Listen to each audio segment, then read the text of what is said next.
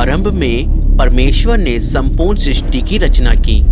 उन्होंने आकाश और पृथ्वी और उसमें जो कुछ है उसे रचा। जब हम देखते हैं कि परमेश्वर ने क्या क्या रचा है तो हम आश्चर्यचकित रह जाते हैं। जो कुछ परमेश्वर ने रचा वह सब अच्छा था। हर वस्तु उनकी महानता और भलाई और सामर्थ्य को प्रकट करती है। परमेश्वर ने विभिन्न प्रकार के पेड़ पौधे, जंतु और पशु पक्षी बनाए।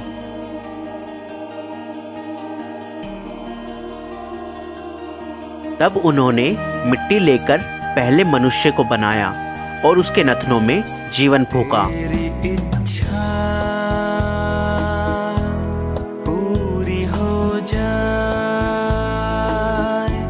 हाथों में तेरे जीवन है ये।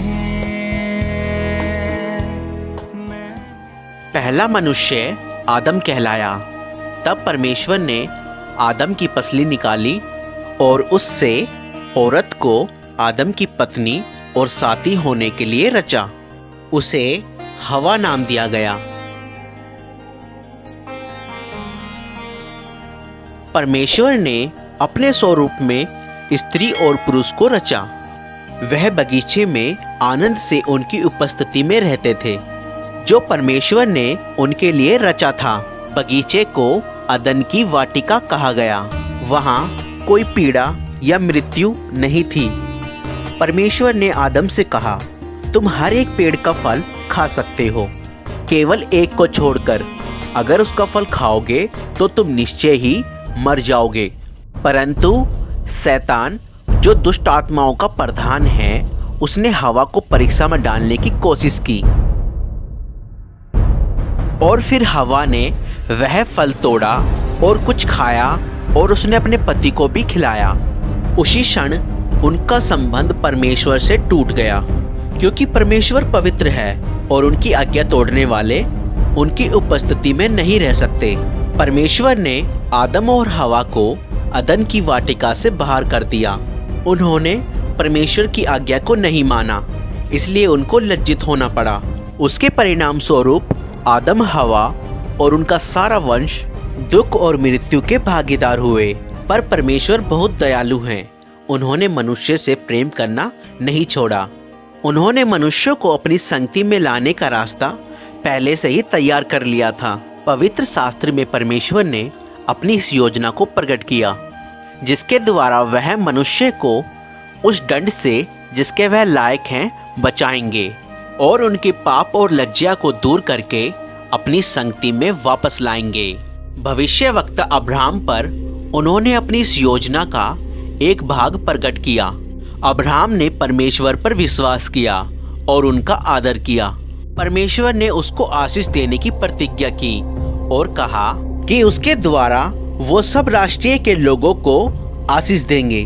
परमेश्वर ने उससे प्रतिज्ञा की कि वह उसके वंश को सागर तट की रेत के कणों और आकाश के तारों के समान कर देंगे। अब्राहम ने परमेश्वर पर विश्वास किया और परमेश्वर ने उसे इस विश्वास के कारण धर्मी ठहराया और लोगों ने उसे परमेश्वर का मित्र माना। एक दिन परमेश्वर ने अब्राहम की परीक्षा ली कि वह परमेश्वर पर विश्वास करता है कि नहीं और उनकी आज्ञाओं को मानता है कि नहीं।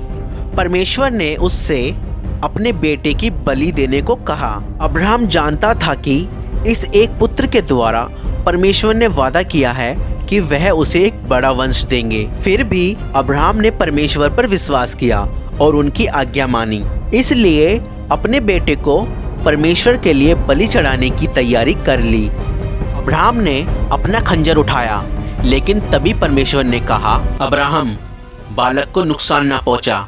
मैं जानता हूँ तू मेरा भय मानता है और मेरी आज्ञाओं को मानने के लिए तैयार है। तब अब्राहम ने अपने पास एक मेंढा देखा जो अपने सींगों से झाड़ियों में फंसा हुआ था। अब्राहम ने उस मेंढे को लिया जो परमेश्वर ने दिया था और परमेश्वर के लिए उसे अपने पुत्र के बदले बलि चढ़ाया। जब परमेश्वर ने अब्राहम के बेटे की जगह मेंढा उपलब्ध कराया, उन्होंने लोगों के लिए अपने महान प्रेम को प्रकट किया। उनका प्रेम उस अच्छे पिता के प्रेम जैसा है जो अपने पुत्र से प्रेम रखता है। इस घटना के द्वारा परमेश्वर ने ये प्रकट किया वह मनुष्यों के बदले एक बलि उपलब्ध कराएंगे। बहुत समय पहले परमेश्वर ने भविष्यवक्ताओं पर यह प्रकट किया कि वह एक पाप रहित व्यक्ति को आदम के वंशजों के बदले मरने के लिए भेजेंगे और लोगों के पाप और लज्जा को दूर करेंगे एक महान बलिदान के द्वारा। वह उनके लिए जो उन पर विश्वास करेंगे एक मार्ग तैयार करेंगे कि वह परमेश्वर के साथ हमेशा के लिए मेल मिलाप से रह सकें। भविष्यवक्ताओं ने इस व्यक्ति को मसीह कहा। उन्होंने कहा परमेश्वर मसीह को अपने लोगों को बचाने के लिए भेजेंगे और वह उनके राजा होंगे और परमेश्वर के नाम पर हमेशा उन पर राज्य करेंगे। मसीह के कई सौ साल आने से पहले भविष्यवक्ताओं ने बताया कि मसीह क्या क्या करेंगे और उनके साथ क्या होगा। भविष्यवक्ता दाऊद ने कहा परमेश्वर मसीह के बारे में ये घोषणा करेंगे कि तू मेरा पुत्र है। यशाया भविष्यवक्ता ने कहा कि एक कुंवारी गर्भवती होगी और एक पुत्र उत्पन्न होंगे।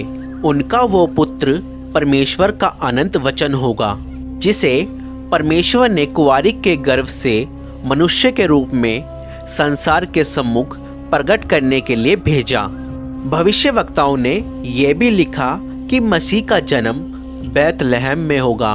उन्होंने भविष्यवाणी की कि वह यरूशलेम में उनके राजा के रूप में प्रवेश करेंगे। उन्होंने ये भी लिखा कि 30 चांदी के टुकड़ों के बदले उनका एक नज़दीकी मित्र उनको धोखा देगा।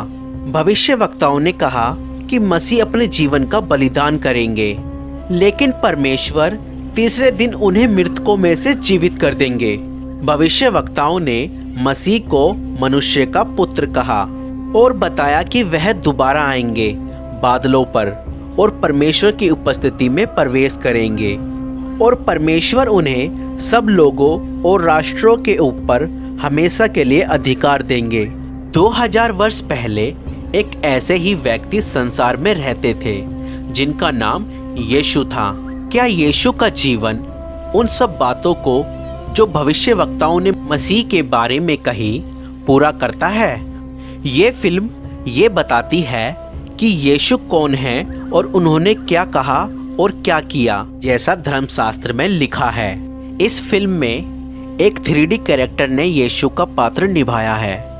वैसे तो कोई भी इस कार्य के योग्य नहीं है, लेकिन इस फिल्म को इसलिए बनाया गया कि लोग यीशु के बारे में और उनके जीवन के बारे में जान सकें और उस आशीष को जिसकी प्रतिज्ञा परमेश्वर ने की है प्राप्त कर सकें। परमेश्वर ने नासरत शहर की एक कुंवारी के पास जिब्राइल स्वर्गदूत को भेजा। उस कुंवारी का नाम मरियम था। भयभीत ना हो मरियम, आप पर परमेश्वर का अनुग्रह हुआ है।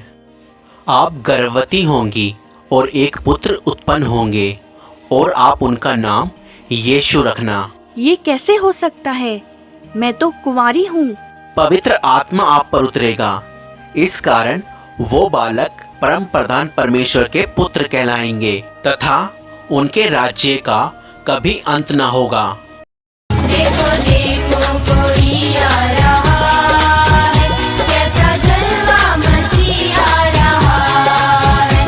देखो देखो कोई आ रहा। तो दोस्तों, अगर आपको ये वीडियो पसंद आई तो इस वीडियो को लाइक करें और अगर हमारे चैनल पर नए हैं तो हमारे चैनल को सब्सक्राइब करें। Thank you.